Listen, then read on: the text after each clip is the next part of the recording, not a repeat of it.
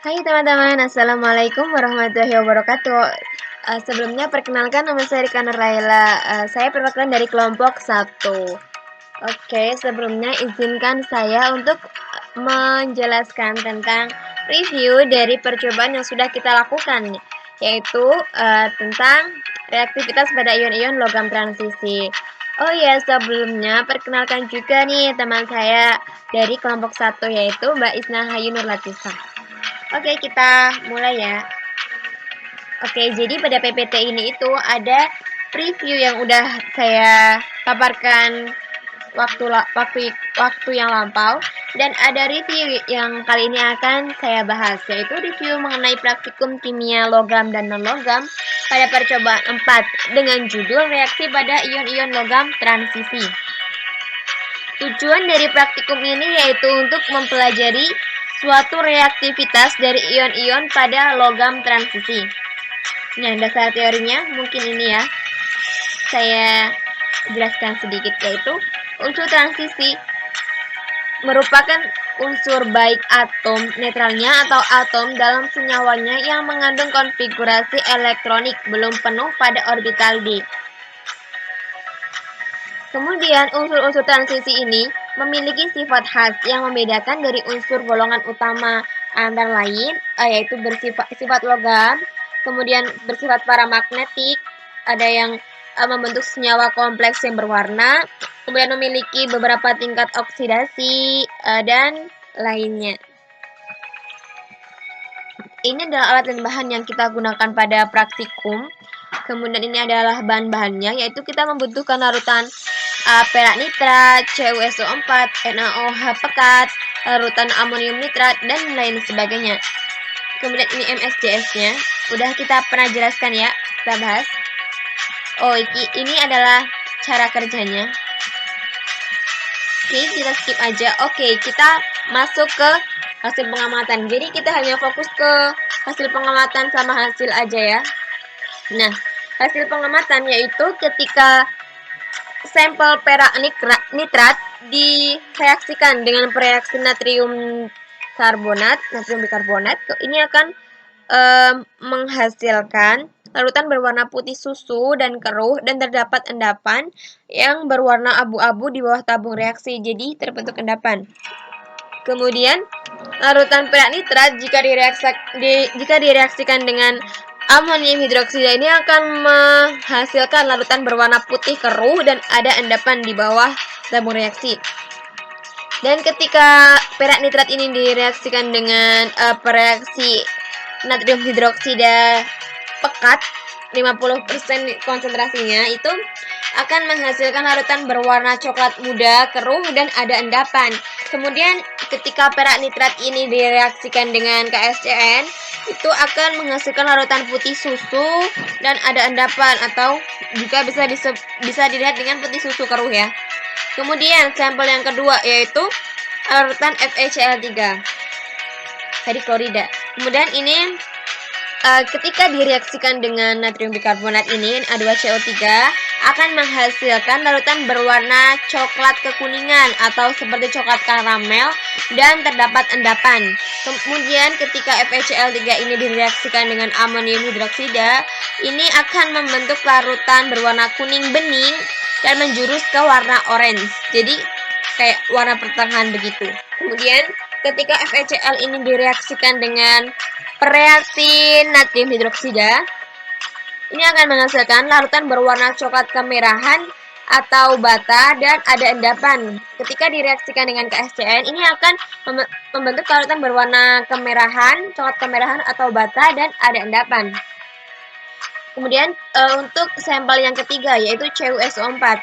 Ketika direaksikan dengan natrium bikarbonat ya, ini akan menghasilkan larutan berwarna biru keruh dan ada endapan putih di bawahnya. Kemudian ketika direaksikan dengan amonium hidroksida, ini larutan berwarna biru muda dan bening, jadi jernih gitu biru mudanya. Kemudian ketika CuSO4 ini direaksikan dengan natrium hidroksida pekat 50%, menghasilkan larutan berwarna biru pekat keruh dan ada endapan biru. Jadi endapan birunya itu lebih pekat di bawah tabung reaksi. Kemudian ketika CuSO4 ini direaksikan dengan KSCN, itu akan menghasilkan larutan berwarna hijau kehitaman dan terdapat endapan. Endapannya itu warnanya juga lebih pekat dari warna larutannya. Kemudian sampel yang keempat yaitu NiSO4. Ketika direaksikan dengan natrium bikarbonat ini akan menghasilkan larutan berwarna hijau muda dan bening atau jernih ya, jadi tidak ada endapan. Kemudian ketika NiSO4 ini direaksikan dengan reaksi amonium hidroksida ini akan menghasilkan larutan jernih seperti air, jadi benar-benar jernih. Kemudian jika NiSO4 ini direaksikan dengan reaksi natrium hidroksida ini akan menghasilkan larutan berwarna agak hijau jernih dan ada endapan putih di bawahnya.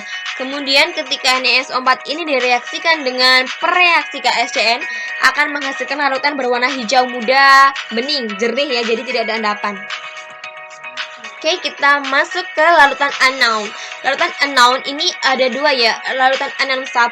Larutan anaun 1 ketika direaksikan dengan Na2CO3 ini akan menghasilkan larutan berwarna hijau kebiruan atau hijau toska dan ada endapan bulat seperti bulat hijau tua. Jadi kayak endapannya itu bulat-bulat dan warnanya itu cenderung hijau tua. Kemudian ketika larutan anaun 1 ini direaksikan dengan amonium hidroksida akan membentuk larutan berwarna biru bening agak tua. Jadi birunya itu biru tua jernih ya. Kemudian jika anaun 1 direaksikan dengan NaOH pekat ya, larutan akan berwarna biru pekat keruh dan ada endapan di bawah tabung reaksi. Dan jika larutan anaun direaksikan dengan KSCN ini akan membentuk larutan berwarna hitam dan ada endapan di bawah tabung reaksi. Kemudian larutan yang kedua nih, larutan anaun 2. Ketika direaksikan dengan Na2CO3 ini akan menghasilkan larutan berwarna hijau lumut dan ada endapan bulat seperti biji markisa. Ya, tadi ingat ya, biji markisa bulat-bulat hijau. Kemudian larutan anaun juga direaksikan dengan amonium hidroksida ini akan membentuk larutan berwarna hijau toska bening, jadi jernih ya.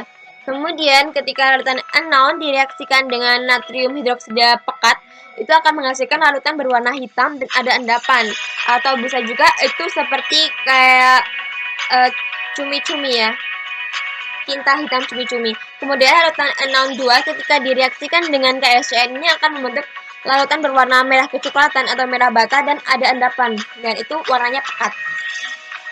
Kemudian kita masuk ke reaksi. Jadi untuk reaksinya itu hanya direaksikan sampel dengan reaksi, dan ketika jika ada endapan itu akan terbentuk tanda panah ke bawah seperti ini ya.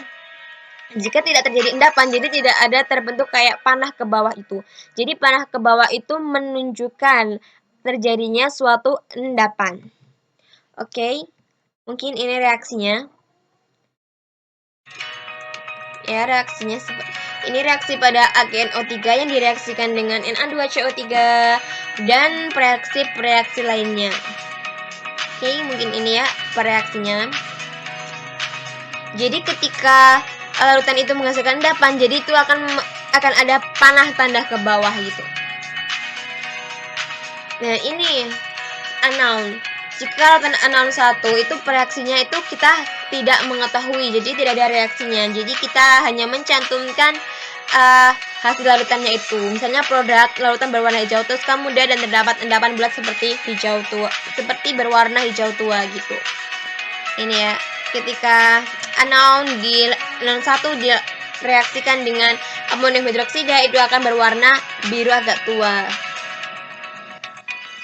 Ini larutan anaun 2 yang direaksikan dengan berbagai reaksi yang menghasilkan berbagai produk.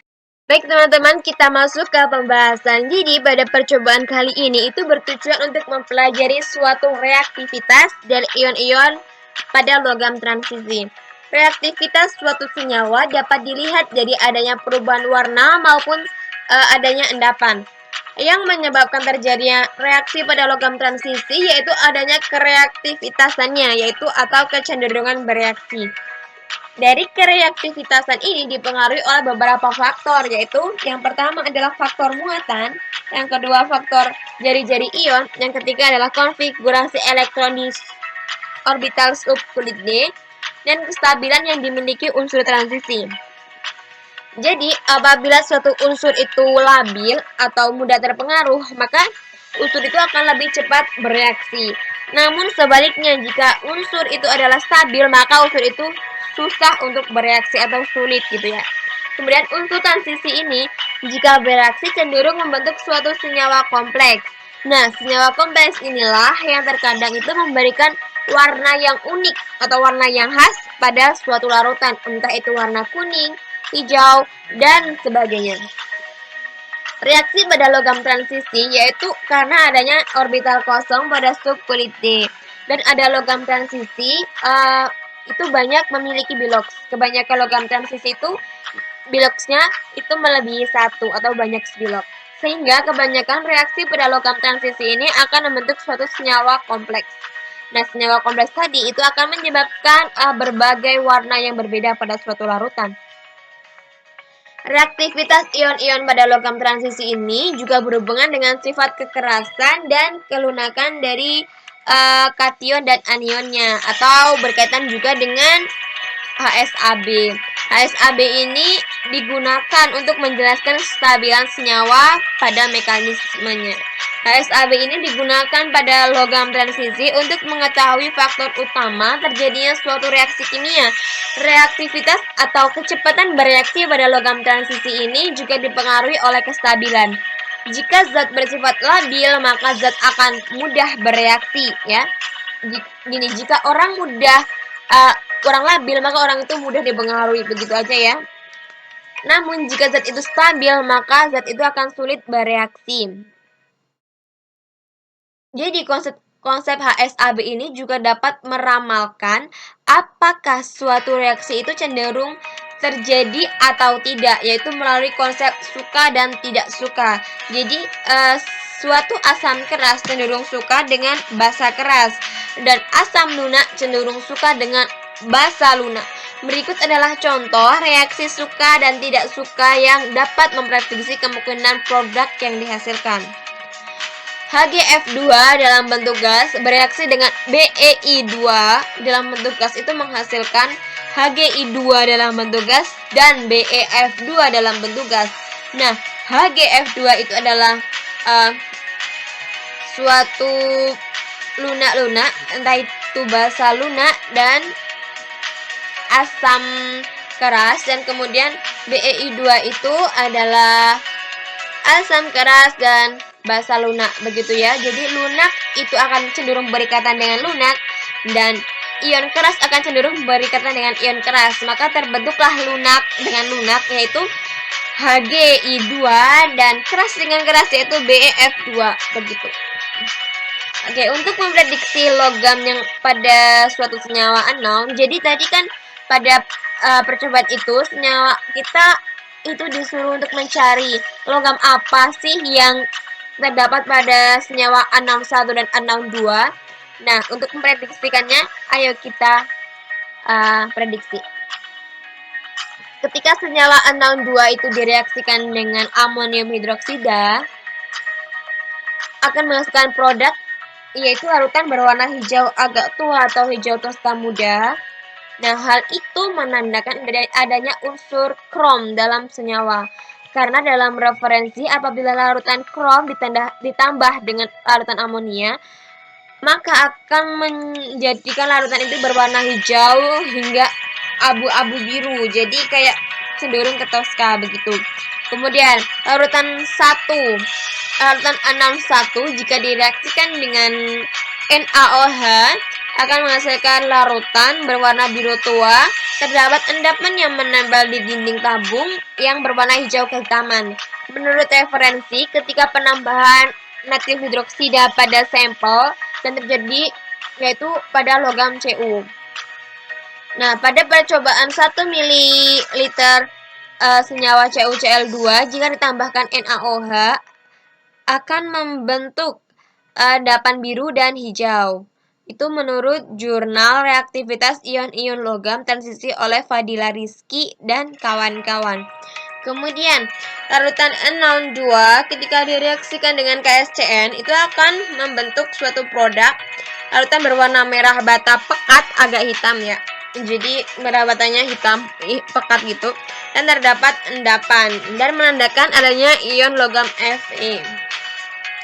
Kemudian larutan anaun 2 itu ketika direaksikan dengan amonium hidroksida akan menghasilkan produk yaitu larutan berwarna biru agak muda itu juga menandakan adanya ion logam Ni.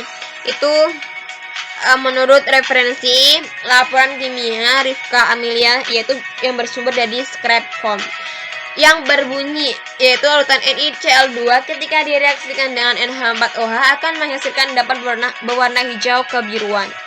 Jadi pada senyawa anaun 2 itu terdapat senyawa Ni, senyawa Cr, dan senyawa Fe. Kemudian pada anaun 1 itu terdapat ion logam Cu. Kita masuk ke kesimpulan. Oke, jadi kesimpulannya dari percobaan kita itu yaitu reaksi-reaksi ion logam transisi dapat dipelajari dengan cara mereaksikan larutan NaOH, Na2CO3, NH4OH, dan KSCN itu dengan sampel. Jadi sampel logam yang akan kita amati. Dimana ketika bereaksi itu akan menghasilkan suatu larutan yang berwarna-warni tertentu yang khas dan bentuk larutannya yang mengindikasikan adanya senyawa kompleks. Nah, jadi warna-warna tertentu itu menandakan adanya senyawa kompleks. Ion kompleks dapat dilakukan dengan menambahkan larutan yang mengandung ligan-ligan dalam deret spektrokimia seperti ion oksalat, Air, CNS, EDTA, dan DMD. Jadi deret spektrokimia itu yaitu adalah deret untuk mengetahui ligan kuat, ligan lemah ya. Warna akibat perubahan bilangan oksidasi dari senyawa-senyawa logam transisi dapat diperoleh dengan melakukan pemanasan dan penambahan asam basa kuat. Jadi tadi seperti konsep HSAB. Semakin pekat warna endapan, maka semakin tinggi nilai reaktivitasnya. Jadi lebih cepat bereaksi begitu ya. Dan banyaknya endapan tersebut menunjukkan reaktivitas suatu logam transisi. Jadi banyaknya endapan itu menunjukkan kereaktivitasan suatu logam transisi itu reaktif sekali atau tidak. Pada logam transisi itu semakin ke kiri nilai reaktivitasnya itu semakin tinggi, jadi lebih mudah bereaksi. Dan semakin ke kanan itu nilai reaktivitasnya semakin kecil atau semakin sulit bereaksi atau cenderung stabil. Elektron valensi dalam orbital itu sangat berpengaruh juga terhadap kereaktivitasan suatu unsur. Jadi tadi ya split orbital di kulit D. Oke, mungkin cukup sekian dari kelompok kami. Apabila ada yang ingin ditanyakan, boleh. Nanti kita tanya jawab via WA atau kita lanjut pada pertemuan selanjutnya. Dan apabila ada salah kata dalam penyampaian, saya mohon maaf yang sebesar-besarnya. Wassalamualaikum warahmatullahi wabarakatuh.